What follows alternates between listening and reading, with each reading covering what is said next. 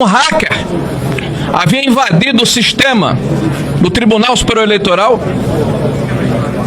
e estava utilizando a senha de um ministro do Tribunal Superior Eleitoral, e que isso certamente mostrava a fragilidade desse sistema. Pois muito bem, em função desta situação, o presidente foi declarado inelegível sob a alegação que fez infundadas acusações contra o atual sistema. Infundadas como? Por quê? Por quem? E vejam, que coincidência. Pouco mais de 2 dias depois, esse inquérito é declarado sob sigilo. Fazem quase 7 anos, foi aberto em 2018. Os senhores têm notícia de como encontra-se esse singelo inquérito? Parece que ainda não há término. Parece que a incompetência, parece que a inércia, parece que a letargia daqueles que deveriam dar um desfecho a essa ação que atinge de morte um sistema que deve ser absolutamente rígido. Porque numa democracia, líder Zucco e demais deputados, população brasileira que nos ouve nesse momento, não há nada mais importante do que a transparência e a confiança do sistema eleitoral, que é a base da democracia liberal que nós representamos. O que nós propugnamos, o que nós defendemos, é um sistema eleitoral que seja mais transparente, é um sistema eleitoral que tenha maior confiabilidade. Isso é crime? Esse é o crime de opinião que foi imputado ao senhor presidente Jair Messias Bolsonaro, que no inquérito apresentado pela Polícia Federal coloca como traço seminal inicial dessa ação 2019, o início da administração do presidente Bolsonaro, como se ele tivesse começado o mandato já se autogolpeando. Vejam os senhores o absurdo da afirmação que a Polícia Federal faz. E agora o Ministério Público Federal diz: não foi em 2019, foi em 2021, quando faz uma live e critica o sistema como se criticar fosse crime. E todos aqueles que criticam são cúmplices. Pois muito bem, senhor Gonet, Vossa Senhoria se esqueceu de incluir neste inquérito 229 parlamentares brasileiros que em agosto de 2021 votaram favoráveis à mudança desse sistema pelo voto auditável. Vossa Excelência cometeu um erro, já que afirma que aqueles que criticam o sistema eleitoral são criminosos e cúmplices para tentar derrubar o Estado Democrático de Direito. O Estado de Direito Democrático rima com os comunistas lá da Coreia do Norte. Pois muito bem, senhores, vejam o inusitado dessa trama. E apoiada na delação de um cidadão que teve que depor diversas vezes para corrigir as suas afirmações em função das lacunas e incongruências que eram apresentadas. A própria imprensa publica um desabafo onde ele diz: esse é um jogo de cartas marcadas, porque o enredo está definido, eu tenho que preencher essas lacunas. Como é que nós podemos acreditar na isenção deste processo?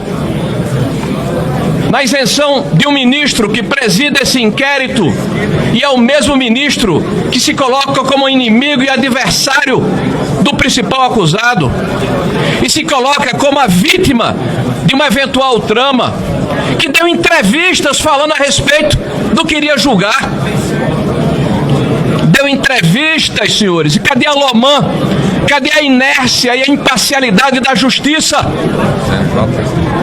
Nós estamos debruçados sobre a situação em que em 2023, pasmem, senhores, após o jogo começar, no final de 2023, quando vários haviam já sido julgados pelo episódio de 8 de janeiro, de repente, o Supremo Tribunal Federal muda o rito e diz que nesses casos, ao invés de serem julgados pelo pleno, os acusados poderiam ser julgados pela turma.